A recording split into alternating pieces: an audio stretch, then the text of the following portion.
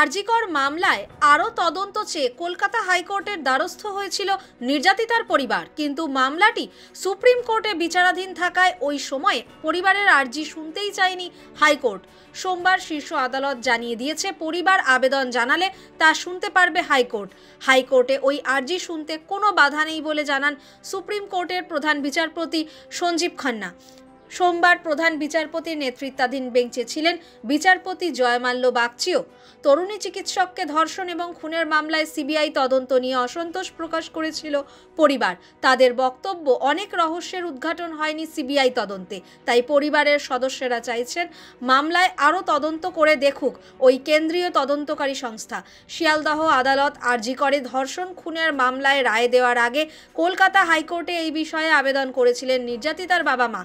CBI তদন্ত নিয়ে নানা প্রশ্ন তুলে উচ্চ আদালতের বিচারপতি তীর্থঙ্কর ঘোষের বেঞ্চে সেই আবেদন করা হয়।